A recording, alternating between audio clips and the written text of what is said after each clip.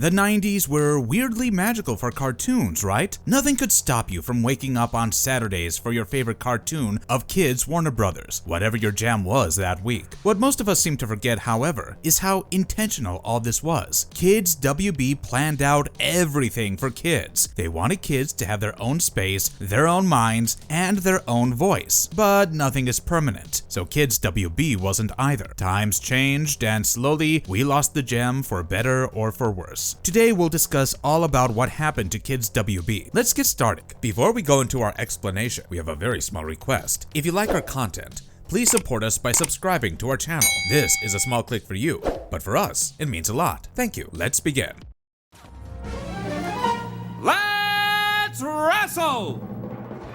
The launch of Kids WB, origins and early impact. The 90s were the golden age for cartoons. You can choose to agree or disagree, but the cartoons these days stand no chance against what we had back in the day. But it wasn't all Cartoon Network or Nickelodeon. There was Warner Brothers Kids as well, which we don't seem to talk about much these days. Now here's a surprising fact. The launch to plan the Kids WB was already made before the launch of the WB. The plan was that while kids grab breakfast and flip through cartoons like their ritual, they'll land on WB. Yes, it was meant to be the new children's favorite, and yes, it was meant to surpass Fox. So, as it launched on September 9, 1995, it gave cartoons a new edge. Fox Kids was a big deal at the time, so obviously, if WB was to compete, then it needed something new and something original with its label. Of course, Kids WB ran on Saturday mornings and also added weekday afternoon slots, the kind of things Fox and Nickelodeon were already doing. WB was initially planning to put out the new episodes of Animaniacs. However, the show was already continuing on Fox during 1995, so WB came up with new series, The Freakazoid and The Sylvester and Tweety Mysteries. The event did a test run for The Sylvester and Tweety Mysteries in August 1995. In its first season, Kids WB aired in the 8 a.m. to 11 a.m. window, and the weekday block was from 4 p.m. to 5 p.m. Over time, that Saturday window stretched. By September 1996, they expanded it to 8 a.m. to 12 p.m. in the Eastern Time Zone. Outside the Eastern Time Zone, it was meant to air on a tape delay. During the same time, they felt the television airings may not be enough to attract the traction they desired. Hence, WB also started its online services specifically for AOL subscribers. Now, the initial ratings for the network weren't perfect. It had a share of 1.5% and ended up in 4th place in the Saturday morning blocks. But unfortunately, that too encountered some issues, and their block got moved to Sunday. And because local WB affiliates had leeway in scheduling, Kids WB programming sometimes aired at different times in different markets, so viewers had to check local listings. When Kids WB first launched, only about 30% of the WB's 78 local stations aired it on Saturdays, but that still covered most of the country. It was a pretty solid reach for something new. By early 96, they were already planning to expand into weekday mornings, kind of following up what UPN Kids were doing. The second season brought in some new shows too. Then, in September 97, they rolled out the weekday morning block from 7 to 8 a.m. and stretched the afternoon slot till 5 p.m. A few stations had to delay it a day because of the Jerry Lewis telethon, but others, like KTLA in LA, just ran the whole thing together in one big 3-hour chunk. That was also when they gave Kids WB a total makeover with a new logo and everything. So yeah, that pretty much sums up the early days.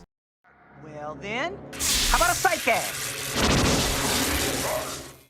Kids WB's golden age, iconic shows and cultural phenomena. To be fair, at one point, things really took off for Kids WB. If the launch years were WB figuring out how to walk, then the late 90s and early 2000s were when it started sprinting. The lineup during this time was honestly unbeatable. You name it. Animaniacs, Batman Beyond, Pokemon, Yu-Gi-Oh!, Jackie Chan Adventures, Static Shock. It was just one hit after another. Every Saturday morning felt like a mini festival. You'd wake up early, not because your parents told you to, but because you didn't want to miss what came next. Kids WB made it feel like you were part of something. It had this cool, kind of rebellious energy that made it stand out from the other networks. Fox Kids had superheroes and monsters. Nickelodeon had weird humor, but Kids WB had this perfect mix of both. So, the 90s had already given us Animaniacs and Pinky and the Brain, and those two alone could have carried the block. They were smart, fast, and packed with jokes that most of us didn't even get till years later. Then WB doubled down on that formula and started rolling out shows that looked cooler, felt cooler, and honestly, just had more edge. Batman Beyond came out in 1999, and that one changed the game completely. It wasn't your regular cartoon. It was darker, slicker, and actually told stories that stuck with you. Terry McGinnis as the new Batman, flying through this neon-soaked Gotham. That's the kind of stuff that made you feel older just watching it. And then, right around that same time, Pokemon happened. Oh man, Pokemon basically exploded. You couldn't go to school without seeing someone with a Pikachu lunchbox or trading cards in their pocket. It became a global craze. It still is. Then came Yu-Gi-Oh! Right after. That show hit a similar note, mixing anime style with a Western Saturday morning format. It made card games look intense. The way Kaiba and Yugi stared down each other was like it was a matter of life and death. Of course, it did not do as well as Pokemon, and hardly anyone remembers it. But that doesn't mean it wasn't any good. But it wasn't just the imported stuff. WB was also cranking out their own originals that actually felt fresh. Jackie Chan Adventures is still one of the most underrated shows from that era. It mixed action, comedy, Chinese mythology, and Jackie's own personality into something that just worked. But here's a special show we highly recommend you go back and watch. Static Shock. It was one of the first cartoons that tackled real topics like racism, gun violence, and social issues. You would not expect something like this out of a kid's show, but WB dared to do this. Virgil Hawkins was a cool, relatable teen, and the stories actually meant something. It gave representation that most networks weren't even thinking about at the time. Also, it's important to know that Kids WB dipped its toes into the whole anime regime when no one was even thinking about it. There were some hits and misses, sure, but eventually, that all did help WB beat Fox Kids, which was always their goal. By the 2000s, Kids WB became the cartoon block, and those truly were the golden years of the network.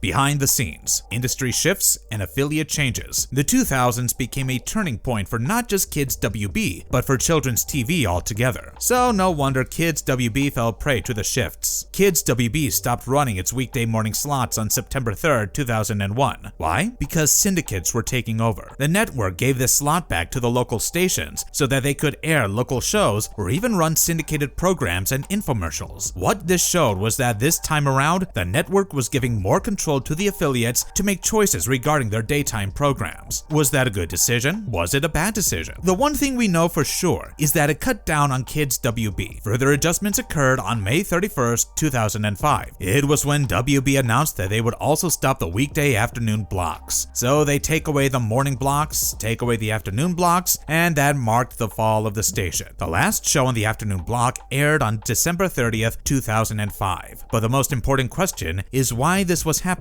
The answer was clear. Fewer and fewer kids were watching TV in the afternoons. Unlike the 2001 drop, the 2005 drop wasn't personal. It was just keeping up with the trends. Most kids were more invested in cable channels at that point, so broadcast networks like Kids WB were automatically getting low ratings. Also, the trend showed that afternoon slots had more adult audiences, so obviously, even the local channels wanted to leverage that and air programs that drew in more adults, like reruns of sitcoms and talk shows. Also, these brought in more advertising money. At the same time, cable channels like Cartoon Network were becoming more popular. They focused entirely on kids shows, cartoons, and animated series. Their 24/7 availability made them very appealing compared to limited weekend or weekday blocks on broadcast TV. The WB even started working with cable networks to share some of its shows, which showed just how much influence cable was gaining. So ultimately, Kids WB became much less profitable to the affiliates. This is also a major reason why WB decided to launch the daytime WB in 2006. So it wasn't just the affiliates, but even WB shifted its focus toward adults from kids. They wanted more money, so they needed the advertising revenue, plain and simple. So the final weekday afternoon Kids WB block aired on December 30th, 2005. This marked the end of regular weekday children's programming on the WB. However, this doesn't mean that the network didn't care about the kids shows. They still did. So to compensate for all these changes, they expanded the Saturday morning block to a full 5 hours. This showed that while weekday blocks were gone, Saturday mornings were still seen as a valuable spot for kids' TV. The decline, merger to the CW, and the waning years. The industry shift was impacting all children's TV by now. Thankfully, WB was smart about it. WB knew it had to survive, so it was hell-bent on doing everything in its power to take up all the oxygen it could, and CW became that oxygen. On January 24, 2006, CBS Corporation and Warner Brothers Entertainment announced their decision to merge UPN and the WB into a new broadcast network named the CW. This was a partnership that intended to combine UPN with WB in a 50-50 joint venture. Now, what CW wanted from this point onwards was not to stick to just the children, but instead target the young audience. Basically, the audience is aged between 18 and 34. Hence, CW came up with a programming lineup that blended some popular shows from both WB and UPN. What this did was help the network to consolidate all the resources and compete more effectively against larger competitors. But having this new information also meant bigger changes for Kids WB, so the Kids WB transitioned to a new network. The CW inherited the WB scheduling practices, including its 30-hour weekly programming schedule, which featured children's and daytime programming blocks that UPN had not offered since 2003. So, in a sense, there was still a continuity, and this continuity allows Kids WB to still maintain a strong presence on Saturday mornings. During this period, AOL, which was actually part of the same parent company as Warner Brothers, was sponsoring CBS's Saturday morning cartoon block called KOL, Secret Slumber Party. You'd think, since both AOL and Warner Brothers were under the same roof, they would promote each other's shows, right? But that never happened. There were no ads for Kids WB on CBS, and no CBS promos showing up on Kids WB either. The reason for that is pretty straightforward. KOL Secret Slumber Party was produced by Dice Entertainment, not Warner Brothers, and it was mainly aimed at young girls. On the other hand, Kids WB was more focused on action-packed shows that appealed mostly to boys. So even though both blocks technically shared the same corporate family through AOL and Warner Brothers, they were made for totally different audiences. All this went on for a while, and CW continued its merger with Kids WB. However, this came with its own set of challenges, and on October 2, 2007, the CW announced the cancellation of the Kids WB programming block. Why Kids WB was canceled, the real reasons. Now that brings us to the big question. Why did Kids WB really get canceled? It's easy to just say ratings dropped or times changed, but honestly, there's a lot more to it. The truth is, Kids WB didn't just fall apart overnight. By 2005, kids didn't have to wait for the weekend anymore. Cable channels like Cartoon Network, Disney Channel, and Nickelodeon were airing shows all day, every day. They were available 24/7.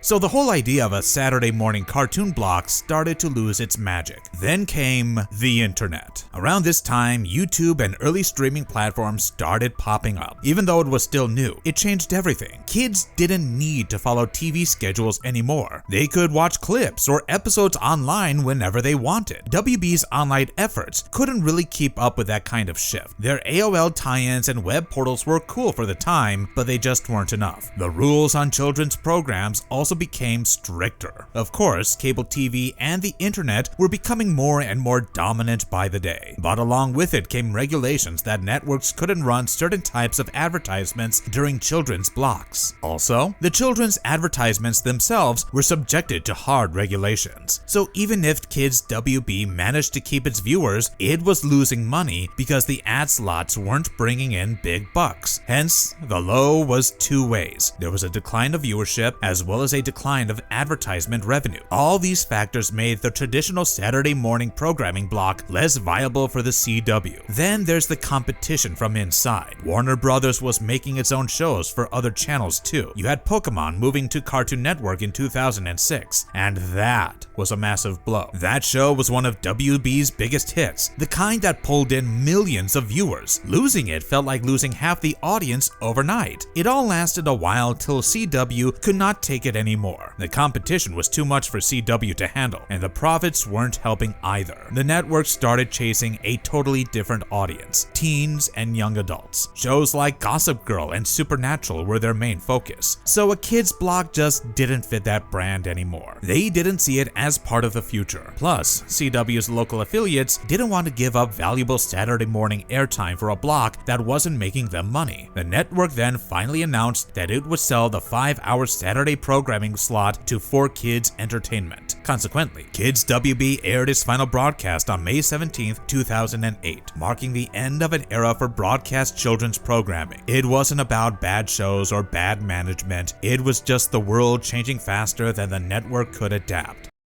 Aftermath, the era of 4Kids and the demise of Saturday mornings. After May 2008, it was indeed the demise of an era, but ultimately, we all have to accept the fact that television, or any show format for that matter, doesn't merely stop for nostalgia. Yes, there were no more Saturday mornings, but that's because there was no longer any need for Saturday mornings, so no one really missed that era. 4Kids Entertainment took over, and on May 24, 2008, they launched a brand new block called the CW4Kids on the CW network. Now, what you have to understand here is that 4Kids wasn't some random company that suddenly popped on the block. It had some history with Kids WB. It was in fact the same studio responsible for shows like Pokemon and Yu-Gi-Oh!, at least during their early years. So they were well experienced with kids shows, what they warranted and what they did not. They were especially equipped to handle kids shows that were action heavy and anime style, which made them competent enough to handle the young audience. This is probably the reason why CW basically handed their Saturday morning space to 4Kids and said, "You handle the cartoons now." 4Kids also did not believe in a hostile takeover, so they tried their best to capture the old spirit of Kids WB. However, at the same time, they were well aware that times were different now. That's why, while they kept the shows that had a built-in fan base like Yu-Gi-Oh! GX, Teenage Mutant Ninja Turtles, Chaotic, and reruns of Sonic X, they also tried to refresh things. They were also taking a lot of inspiration from cable channels like Cartoon Network and Nickelodeon. These cable channels were ruling kids' entertainment, and 4Kids knew they had to step up. They rebranded the block as Toonzai, giving it a new name and slightly new energy. Toonzai was meant to sound like a mix of cartoon and bonsai, which was an attempt to make it feel global and exciting. The new block continued airing a lot of Japanese imports like Dragon Ball Z Kai, Yu-Gi-Oh! 5Ds, and Dinosaur King. For anime fans, this was actually a cool move, but still, the reality was hard to ignore. Most kids were already watching these kinds of shows on cable or online. As if all this competition wasn't enough for the network to handle, it also got caught up in legal disputes over Yu-Gi-Oh! Licensing rights and started losing money fast. By 2011, 4Kids had to file for bankruptcy. And voila, another rebranding happened. This time around, Saban Brands, the company that owned Power Rangers, took the reins from 4Kids and rebranded the Saturday morning slot again as Vortex. Vortex launched on August 25th, 2012, and targeted older kids. But this did not last long either, and ratings dropped again. Finally, on September 27th, 2014, Vortex aired its last broadcast. The following week, the CW replaced it with a new block called One Magnificent Morning, which focused on live-action educational programs about nature, lifestyle, and health. And just like that, the tradition of waking up early on a Saturday morning for cartoons was gone.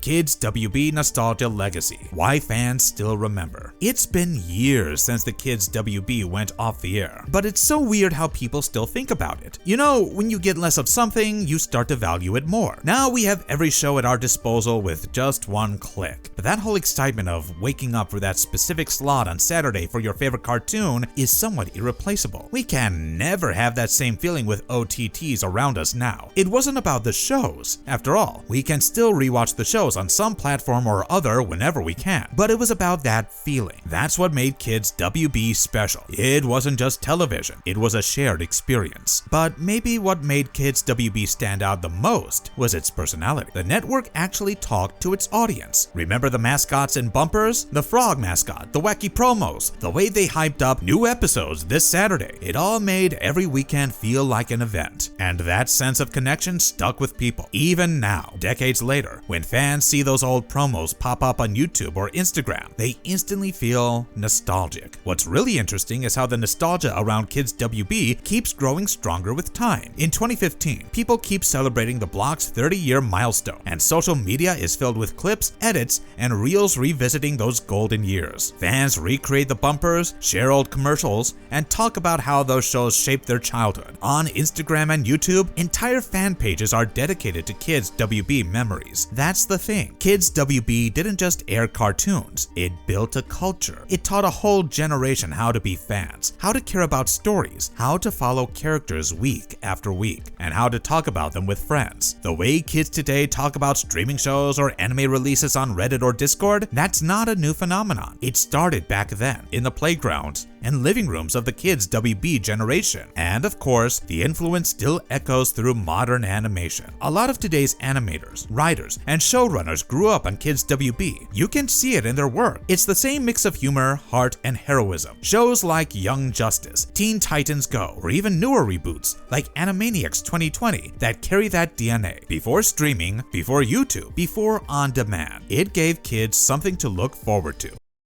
Marvelous verdict. In its prime, Kids WB was a ritual. It was waking up early, rushing through breakfast, trying not to miss a single second of something that felt just for you. And yeah, the world moved on to cable, streaming, and on demand. But none of that can really replace that energy. Kids WB showed that cartoons could be smart, funny, edgy, and even meaningful. It gave us heroes, laughs, and sometimes real-life lessons without ever feeling preachy. The block may have ended in 2008, but for the generation that grew up with it, it never really went away.